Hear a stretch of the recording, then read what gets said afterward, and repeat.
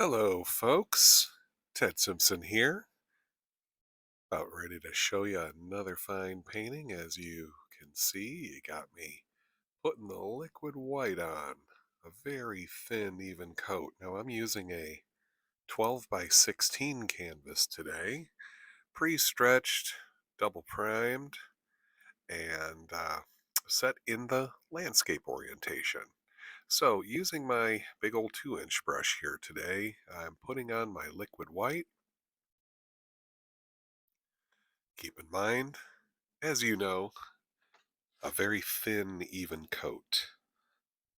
I thought I would do a version today of one of Bob's more interesting compositions here, his double oval. There it is. Look at that thin, thin amount on your finger, or on my finger, actually.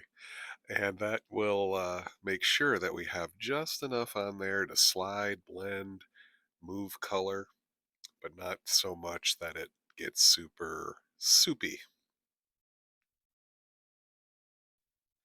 So Bob had his big old 18 by 24 canvas, and he put two ovals and painted a scene there. I thought I would try it just on a smaller canvas without even bothering the ovals. Taking a little bit of Indian yellow and adding a little bit of the cadmium yellow to it, just for a little interest. And just by making these general little sweeping motions, a little bit side to side, throw a little color in the sky. And if you want it reflected in the water, just empty your brush out somewhat sideways. It'll lay that color down. And I gave my brush just a quick wipe in the paper towel, give it a soft back and forth, take out any lingering brush marks. I found that the less you mess with it, the better it's going to look.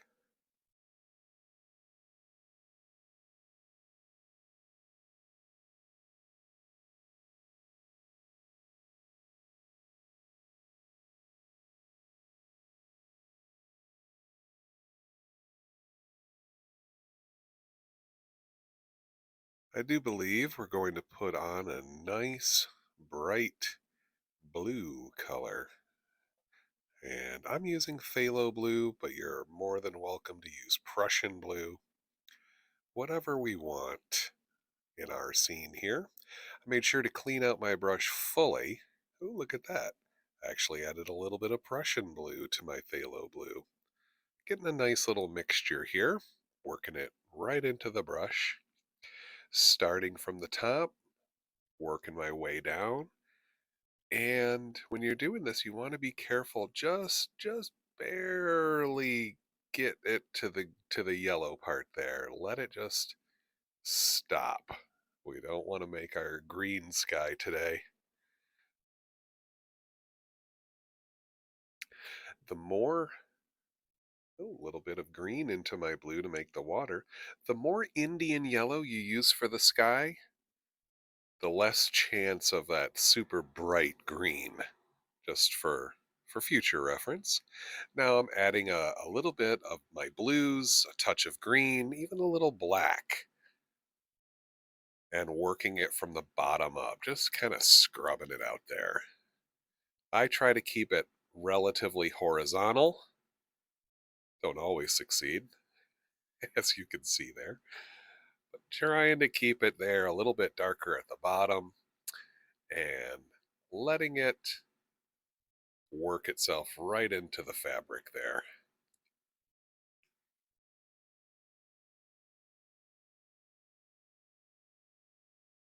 Now, as you know, we clean our brush with that odorless paint thinner and give it a good whack or two in your beater bucket. And then you want to make sure to wipe it off on a paper towel, get all that paint thinner out of it. Or what you see Bob do quite often is Set the brush down. He cleans it, shows you how to beat the devil out of it, and then he comes back with a just a fresh dry brush just to make sure it's completely dry. And look at that. Just hitting it right where the yellow and the blue meet. Not really trying to overlap or mix them, just doing a soft blending from the middle up.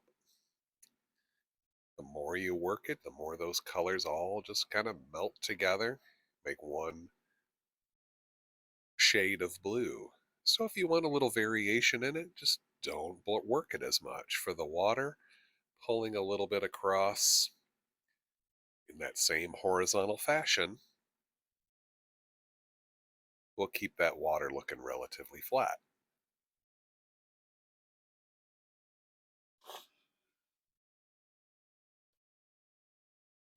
All right, it looks like we're going to go ahead and take a little bit of Prussian blue, alizarin crimson, and a touch of white to make a dark purple, a little bit of black. All of this is seasoned to taste, you know. We're all chefs here on our paint palette here. Making a purple color, adding a little white to it to lighten it up. And this is going to be the start of our clouds. We're going to have a two-step cloud here, a two-layer cloud.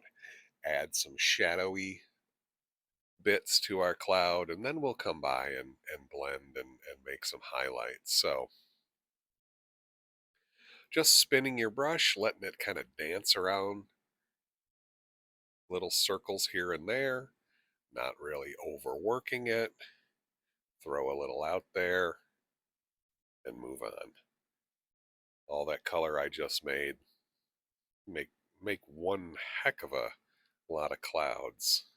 Just spinning the brush, moving that color. The more you work it, it'll start picking up some of your color and start to get even lighter with that liquid white. A couple of horizontal motions can create those little flat, stringy looking clouds. Now with a clean dry brush, ooh, I even got my 2-inch brush out there. It doesn't matter which brush you use, because we're only using a few bristles there. You can see just the corner of the brush is hitting it, either holding it upright or a little bit sideways. Doesn't really matter so much as long as you're just using a few bristles. Look how it softens, picks up that liquid white, melts those clouds, and sets them down into the scene. Really not trying to drag the color too much. A lot of this color is going to get covered up. So again, don't worry too much about it.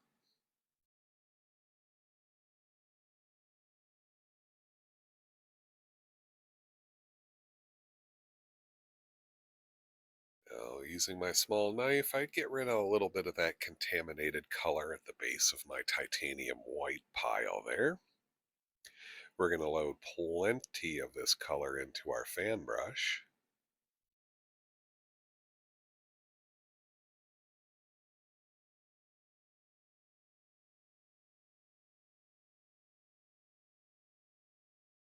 And putting it just on top of that purple. I want to create a bright cloud here, and some of those purple colors are just going to disappear.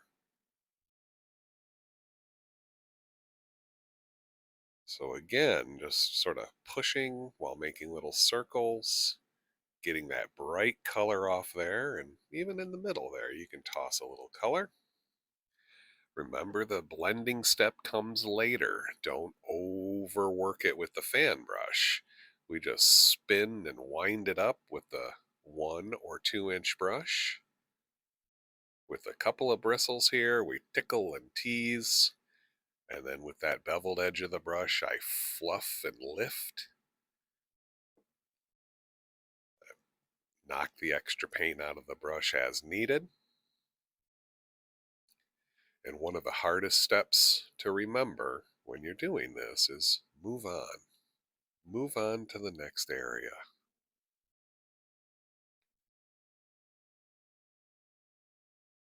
Sometimes Bob calls it getting greedy, just staying in the same spot, going over and over and over it. Can blend it a little more than you think. Get it out there, blend it out, move on. I got this whole nother section of clouds to do, so try not to focus on just one cloud. I like to take a step back occasionally. It always looks better from further away, up to an extent. There's always some Weisenheimer in my classes who wants to say that, oh, just go back a quarter mile or so. Just a few feet. That's all you really need to see what the painting is going to look like from a distance.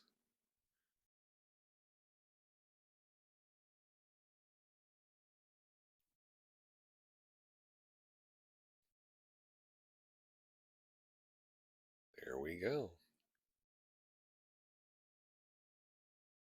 In my world, the light always shines on the outer edge of the clouds. I don't like to leave a lot of shadow on top. Sometimes you do see when you're looking up at the clouds from below that you might see a little bit of shadow on the outer edge. But for me, when I'm painting, I like to try to keep most of that bright highlight up there and a little bit of that light on the stringy clouds. Looks like I covered some of them up, but some of them remain. Barely, barely touch. You got to have a very weak hand here. And here I am going backwards and to blend my sky. I thought I was done with that. That's okay. It happens.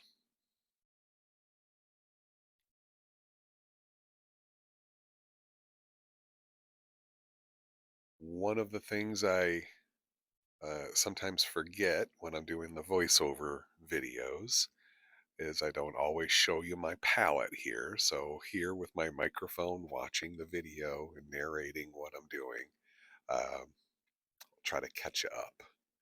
So some of that color there, I don't really need it anymore. We're gonna make our mountain mix, and look at that. I actually am showing you the process here. Plenty of crimson, little less Prussian blue, midnight black, Van Dyke brown, and what do we get? We get Bob's Mountain Mix. Just a really dark color. Take a little bit of it, pull it out as flat as you can get it. Wipe the knife, scrape across, getting our little roll of paint. Gotta have that little roll. I am sticking with the small knife today to make my mountains.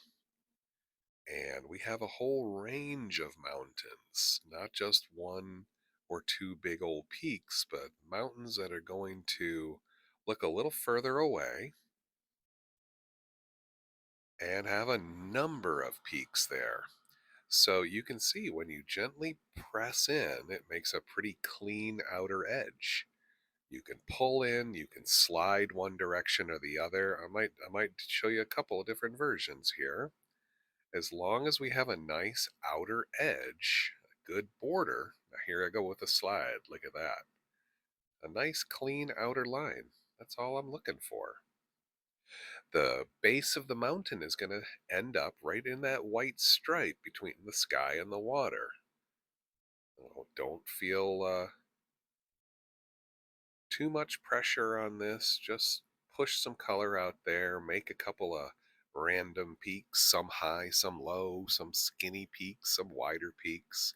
Push that paint right into the fabric. And if you don't like it, change it. There we go. Boom.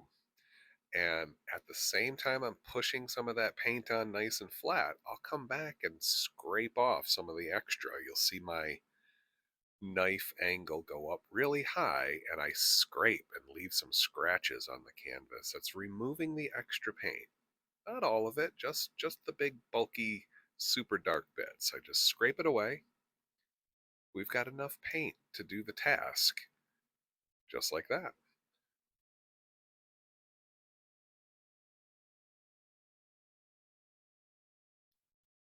It's all about the angle. Bob talks about that a number of times. Having the right angle on the knife can give you lots of interesting results. You can push the paint right into the fabric, and then you can scrape off the extra, leaving a little bit in those all those little crevices, all the nooks and crannies. And that'll give you plenty of color to spread and make out the mountain. There we go.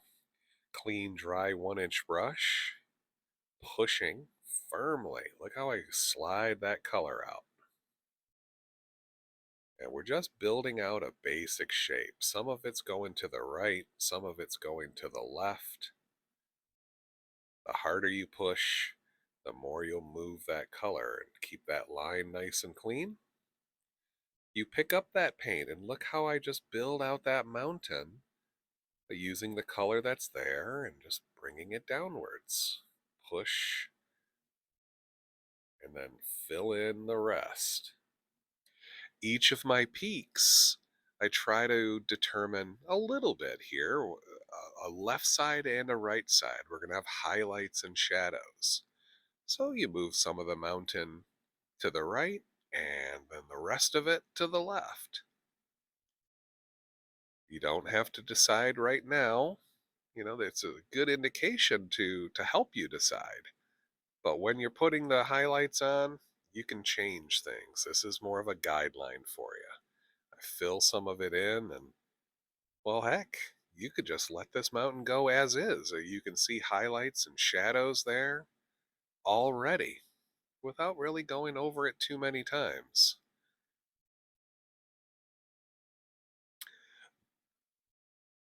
Just letting it get lighter and lighter at the bottom there. Now let's see. I do see a little bit of heavy paint over on that rightmost peak. Will I scrape it off or just go for it? We'll see. Looks like I'm just going to go for it. I'm pulling out that titanium white. Very, very flat. Little too much there. That's all I needed.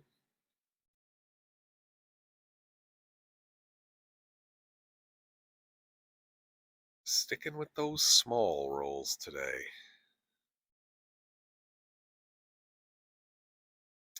I do like how I have the mountains just barely overlapping the clouds. It pushes the scene back a little bit, pushes those clouds a little further away. I should do a painting here where I put clouds in front of the mountain. I haven't done that in a little while. Giving myself some good ideas here. So, what am I doing? Oh, it looks like I'm making up some of my shadow color first. A little black, a little blue, and of course the titanium white. Finding an interesting color. There we go. It's a little bit darker than the highlight color, of course, lighter than the background color. And here I am going over it. I just can't make up my mind. There we go. I want it nice and streaky, kind of marbled.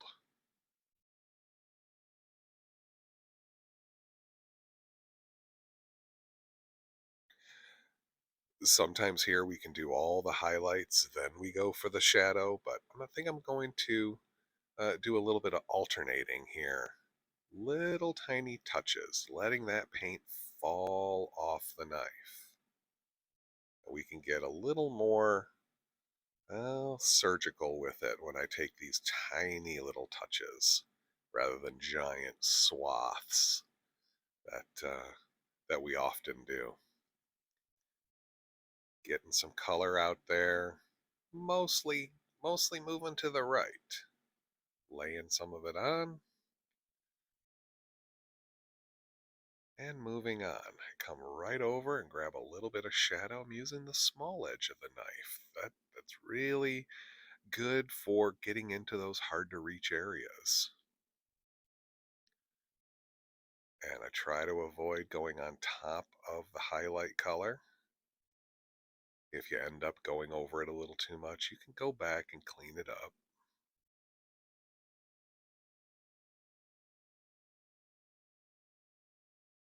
And with this particular scene, I decided here I'm going to be doing a lot of alternating here. I think I mentioned that. A little bit of a swath motion here. There you go, where you can fill this in moments if you like. I bet I'm going to come back to the shadow here and get a little bit of, there we go, little three-dimensional effect. Highlights going one direction, shadows going a different angle, and just pulling there, letting it fall off the knife. I try not to spread it once it's on there. And any of these open spaces, you do love to kind of tickle and tease. There's a spot where I added a little too much shadow, so I just throw a little highlight right on top of it. And a little more. There, now it's nice and bright.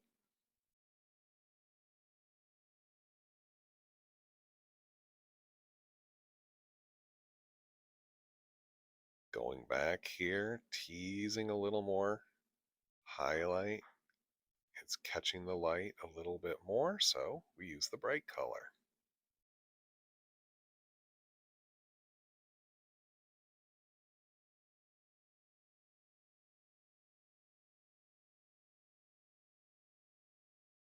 And just allow it to work its way down.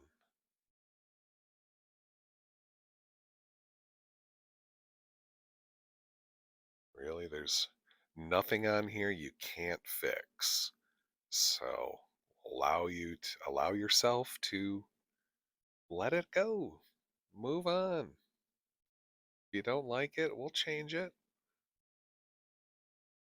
Oop, gotta have enough paint on the knife to do it. There we go. Sort of these little gentle touches. I avoid going over it and just filling in every little bit of dark. Ooh, switched over to the highlight. Look how it just overlaps the shadow a little bit, giving your the impression of a little ridge. Any new highlight I put on, boom, a little shadow. There we go. I'm starting to get a little more free with mine, letting those strokes get a little longer. When you're starting out here, sometimes that works out for the best. Start with some little tiny strokes. Once you get the feel for it, then you can make a little bit longer pathways. And you start to see things. I'm not trying to go for an exact replica of Bob's scene here, but you see those little spaces right there under the shadow. I don't want to cover up the shadow. I just sort of sneak my highlights in and around and next to the shadow. There we go. Creating these, all these little separate ridges and so forth.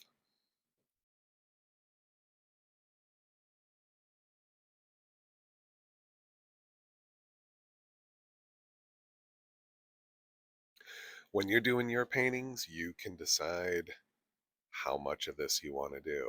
You don't always have to flip over from highlights to shadows, back to highlights, back to shadows. Do a few highlights and then just fill in the rest with shadow. Every time I paint, I try to do something new. You don't want to just do the same thing over and over. See what works for you. See what technique works the best.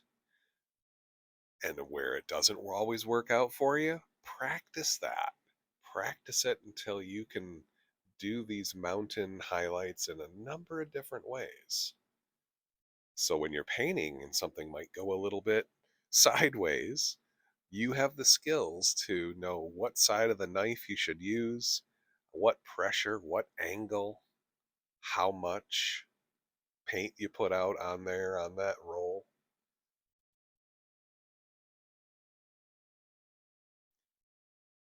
And if you were ever to become a teacher and show people how to paint like this style, Bob's style, you get that experience and you know how to adjust and repair paintings that people ask you to.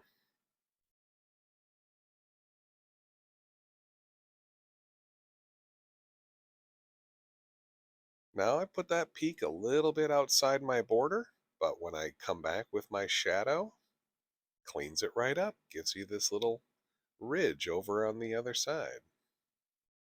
There we go. Finding the angles that work and just drop it in.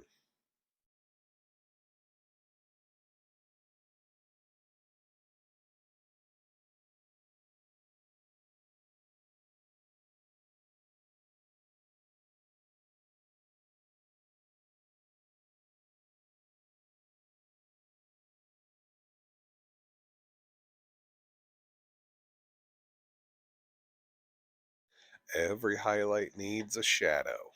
So, whenever you're going through this, and if you add something new to your scene, make sure you just follow those some of those basic steps and there we go. Look at that. A little bit of highlights, getting a little shadow in any of these little dark areas, creating creating illusions.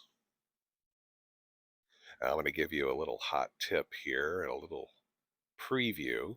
I don't really care. Certain parts of this mountain are planning on getting covered up. So you might see right around the center there, the left side of the center peak, where the shadow kind of goes into the sky. I don't care because I'm going to be putting something in front of it. If I adjust my peak angles there, added something there to the left side, make sure you come back with the shadow and clean it up. There it goes. Very cool.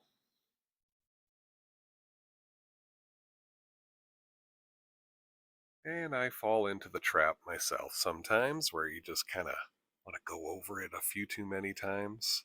There I go. It was fine the way it was, but sometimes I'm like, well, I can just make it a little better.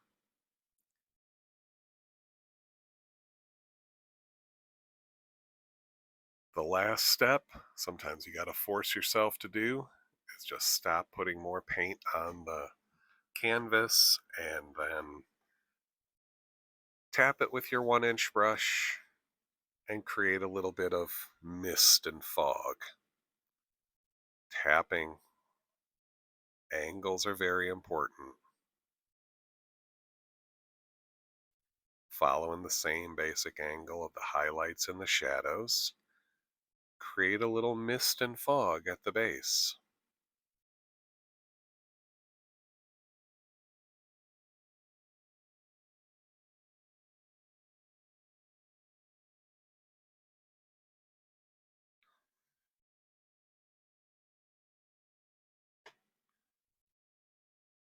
There we go. We've got a whole range of mountains there.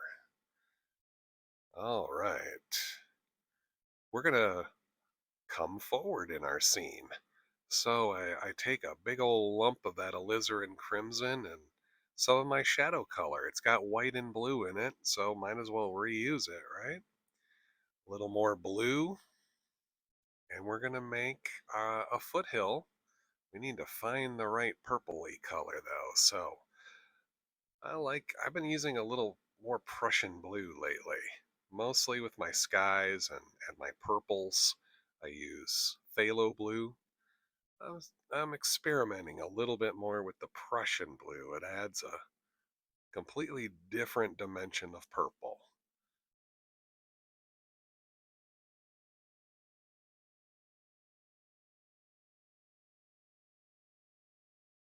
And of course, the bigger pile you have takes just a little bit more color to find what you're looking for. So It's okay to experiment a little bit. Find the purple that works for you.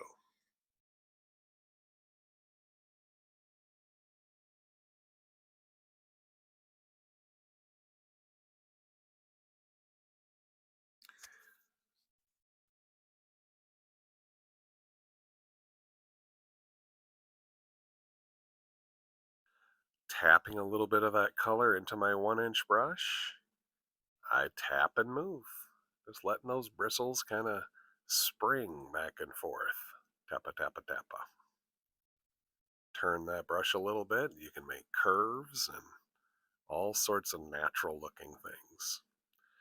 And I overlap a bit some of my mountain, of course. Gotta overlap things to get our perspective right. Now, when I keep tapping, you see here, I start bringing some things down, building out the entire foothill just by tapping. I didn't really add any more paint to my brush. I'm just tapping what's there and bringing it down. And you start to create kind of a misty effect at the bottom of this foothill.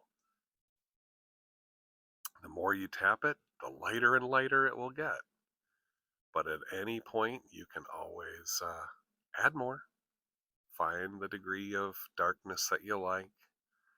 And just using the corner of my brush, flick a little bit right off the top edge, and you can create some tree effects.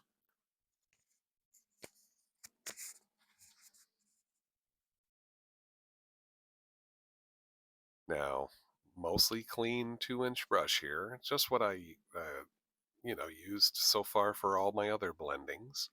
But look at that, a little bit harder tap. It brings that foothill down and mists it out. Couple of sweeps across the bottom, cleans it right up.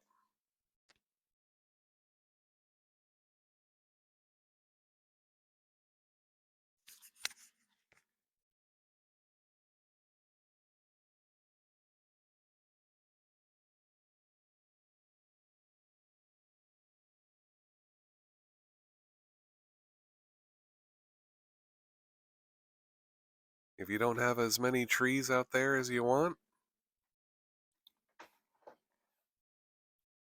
flick some up with the fan brush.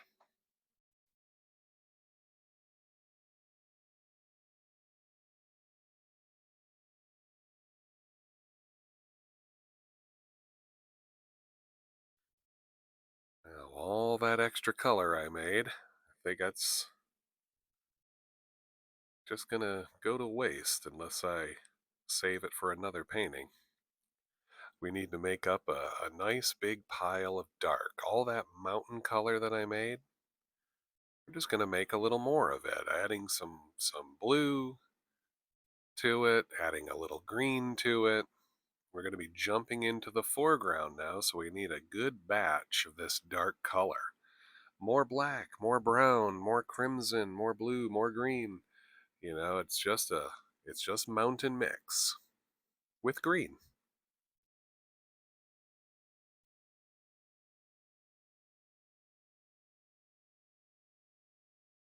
Just sort of pulling across here, just laying some color out here. This is going to be shadow. Okay, gonna make some grass, I believe.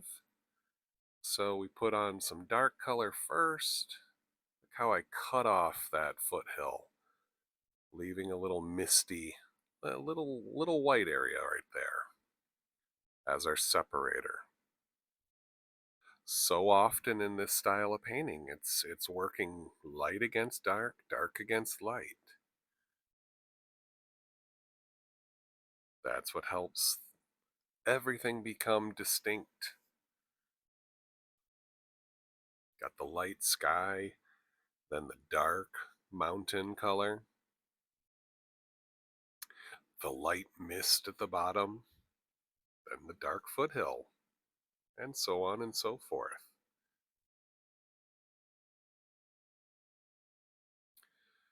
Cadmium yellow, little sap green, maybe even a little bit of your mountain color to dull things down. Notice how I tap a little bit of paint right up on the tips. Oh, visibility alert. Actually seeing my face a little. Now, I don't think that's coming up too visible. There we go. A little more paint on the brush. I'll lay in these grassy little highlights. Not worrying too much about the bottom edge. You'll see why eventually here.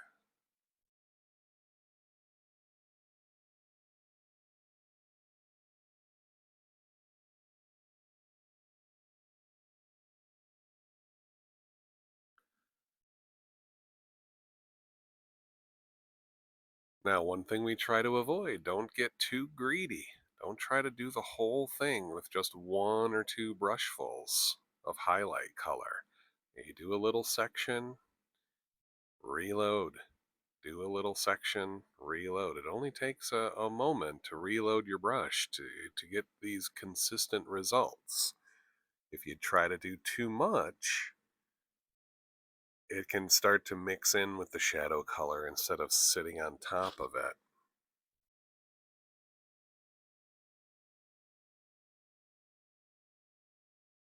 I'm not sure that brush full worked. So you can always go back. I'll add it a little more yellow. There we go.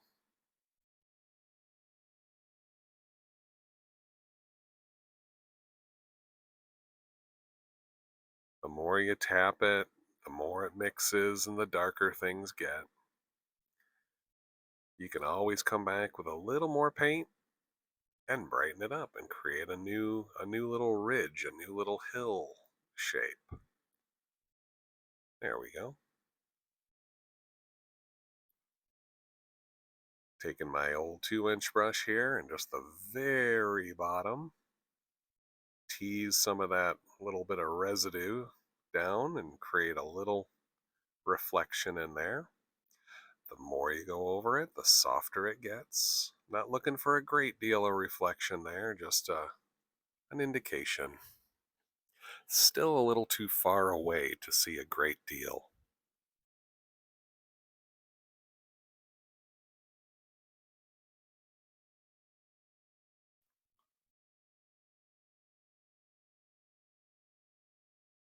You can always add a little extra, clean it up with a 2-inch brush.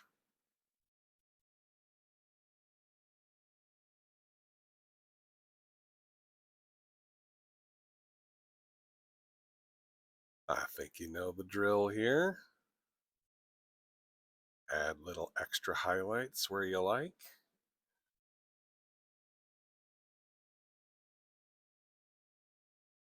There we go.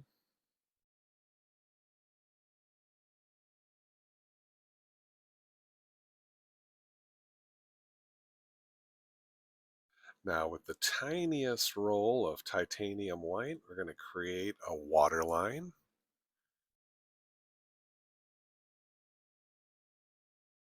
This is meant to be a fairly subtle effect, so not everywhere, not too bold.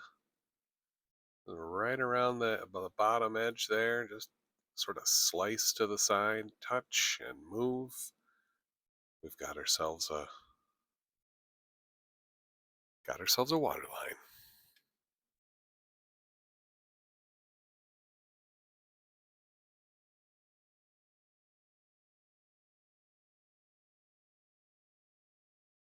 I think now we're about ready to jump into the foreground a bit.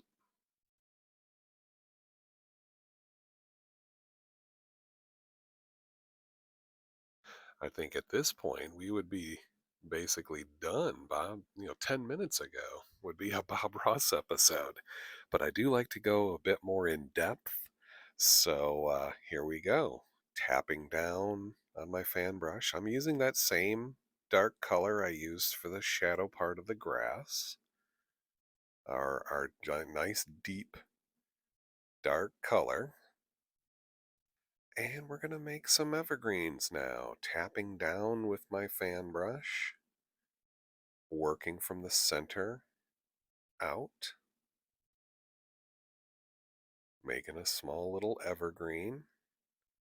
As long as I come down a little bit below the previous step, it definitely looks closer. So I make the tree and just pulling some of that excess color out, we get a little bit of land for that tree to grow from. And I also just pulled some of that color into the water, and it's hopefully going to look like the reflection of that evergreen in the water.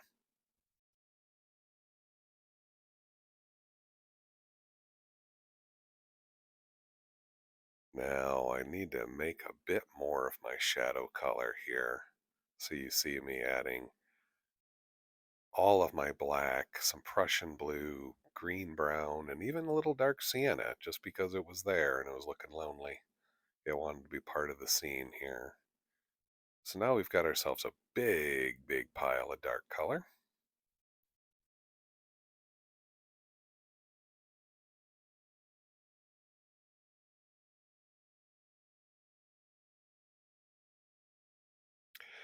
Sometimes here we can really get crazy and just put something in front of everything. And guess what? There's that tree, that covering that little bit of the mountain I didn't like. It's kind of a leaning tree. I think I was scratching my head going, what was I thinking? Making it all leany like that. But look at the bristles bending. They bend down, and that's what deposits the paint. I don't need to try to draw the branches hanging down. The brush does the work for me. And even though I want to go up and fix something, boom, there it is. I try to do that at the end. I had something to say there, but it didn't work out. I try to keep that tree moving downwards, and then I go back up and fix something if needed. But sometimes you just got to fix it. As long as it's relatively dark, the tree is narrow at the top and a little wider at the bottom, it's a fine tree. What am I going to do here? I think when I was doing this, I'm like, I got to make a little more a straighter tree. I'm getting all tentative with my motions here. Once you get thinking about it too much,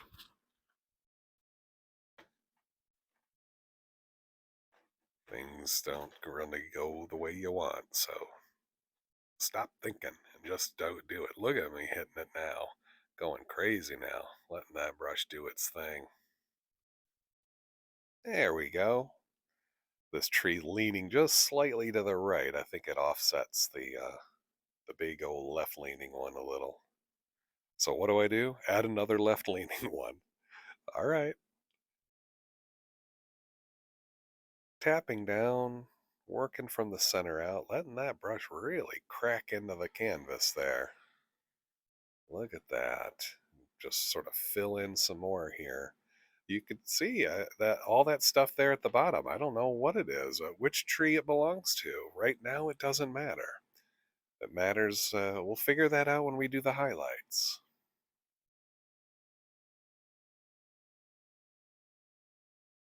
How many more trees am I going to put in?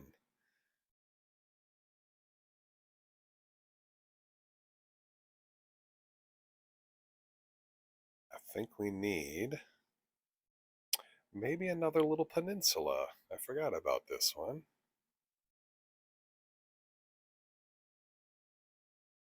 Just now, as we're talking, I'm calling up a picture. I'm like, did I? Oh, I guess I did put a little peninsula there.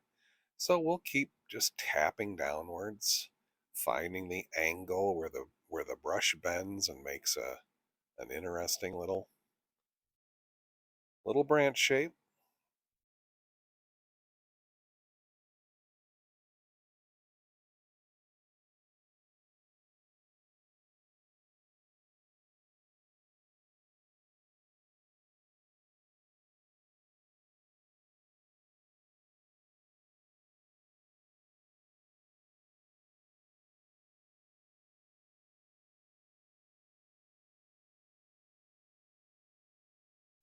Bob used to say that trees cover up a multitude of sins, and it's right. Whatever you don't like about the anything you've done up to this point, that's where the tree should go.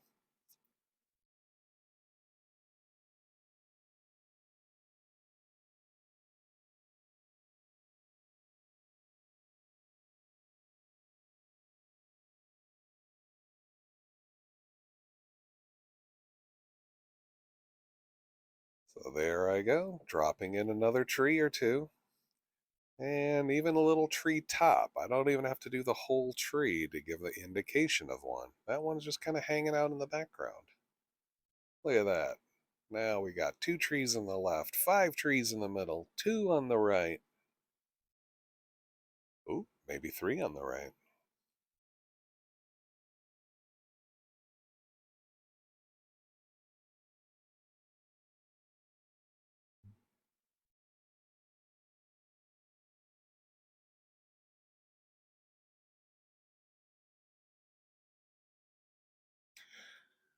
And I pull a little bit of land out there, push a little into the water so I can drag down using my 1 inch brush here.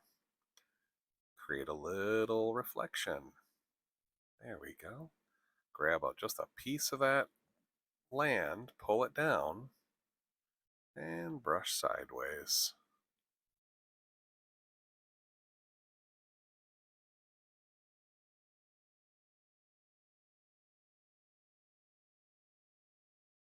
There we go. Fixing it a little, changing the angle so it's not so flat on the bottom. Not so horizontal looking land. Now that land has a little more, well, a little more interest to it.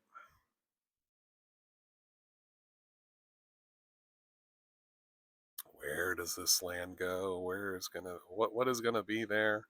Don't really care. Pushing some on, leaving some blank area. You see how I left a little bit of that water visible?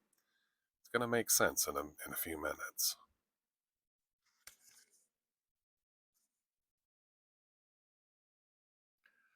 Liquid white, cadmium yellow, a little bit of the sap green, maybe even a touch of phthalo blue.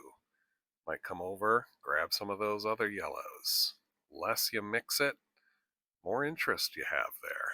Pulling some through, thinning it down, getting some right up on the tips of the bristles, and then I stop. I forgot to do a step here. Taking the edge of the knife and just touching and sliding up. Create a couple little spikes coming right off the top, a little one-haired motions. There we go. And if you just sort of slice down with some of that color, look at all those little sticks and twigs you can make. Kind of crawling up in between the trees and around the trees. So we make our little one hair stalk and then a few sticks and twigs just by slicing and dicing there. Now we're ready for highlights.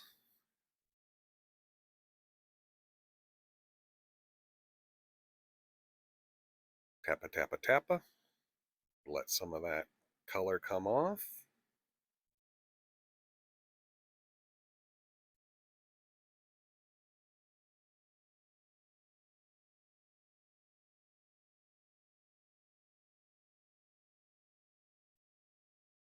And let's put a little grass there as well.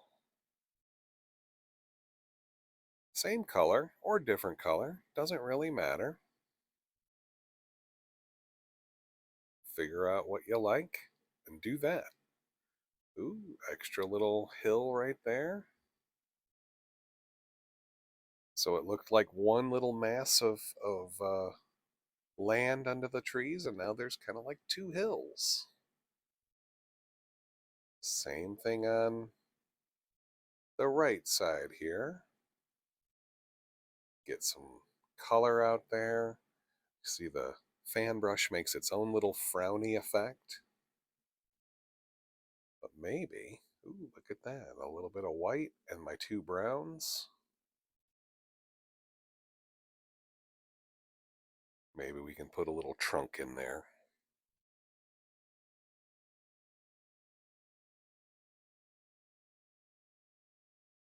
There it is. Tiny roll of paint on the knife. Here and there.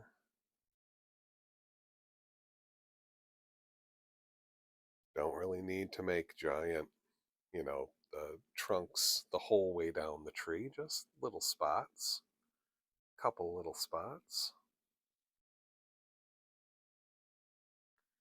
Unless the tree was, struck by lightning and was cut in half, we wouldn't necessarily see the trunk the whole way down. We want to see some highlights and needles of the tree around the tree, both on the sides of the tree, but also in across the middle of the tree. That's what's going to help it look round. So don't put the trunk everywhere and then cover some of it with the highlight. And it just makes that look a little more hidden, that trunk.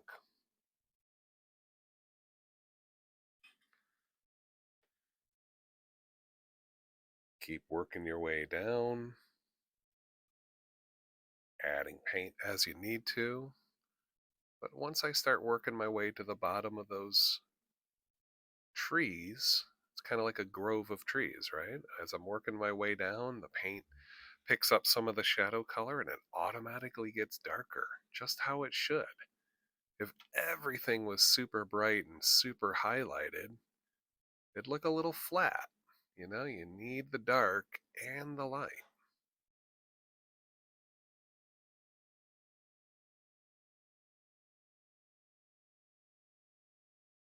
You notice how I'm leaving little gaps as I'm working my way down the tree, leaving little deep shadows in there.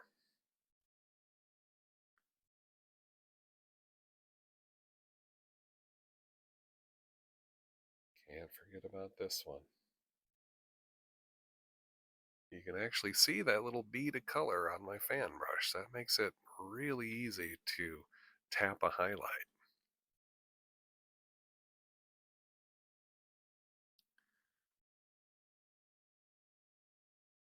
Ooh, that was a bit of liquid white, wasn't it?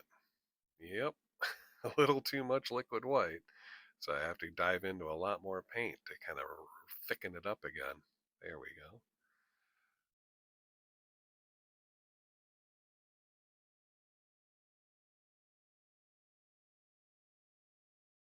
Pull that brush, flip it around, and now we can do these little touch bushes. Just gently pressing up creates a really textured looking leafy bush. Try to just do one at a time. This is another one of those don't get greedy scenarios. You try to do it too many bushes at once, doesn't quite work. We're really just trying to lay this color right on top of the shadow. For these type of bushes, the more paint you have, the lighter the touch to get it off. Looks like I forgot to highlight a tree or two. There we go. Here and there, and it's in.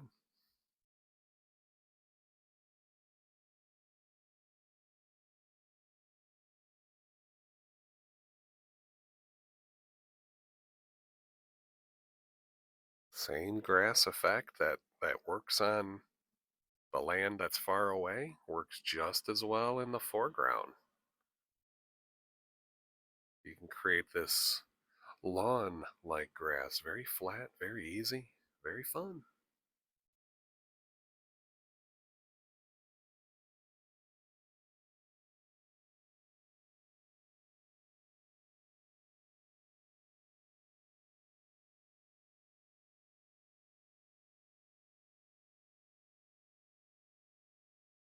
And when you push up, you make even wilder grass, a little less flat looking. The bristles bend upwards this time, not downwards, upwards.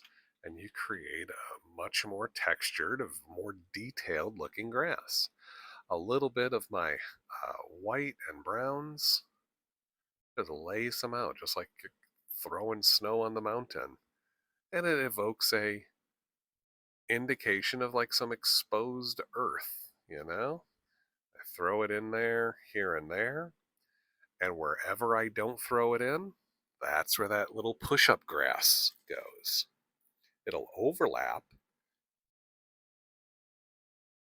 There we go. It'll overlap that earth a little bit, fill in those gaps, and just bring it all together.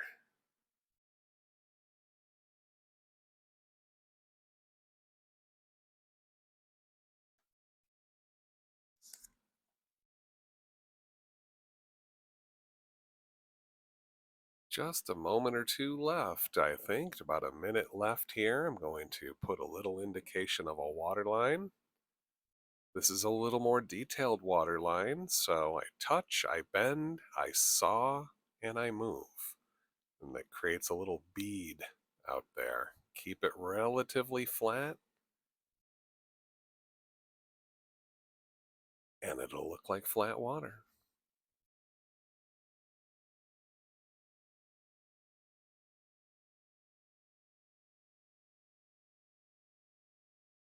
Now, some of the final details, as you know, you can scratch a little bit in with sticks and twigs, scratch right through the canvas. I'm calling this one done. So a little bit of thinned liquid white, and we've got ourselves a completed painting. I want to thank you all for tuning in, and we'll see you in the next video. Take care, all.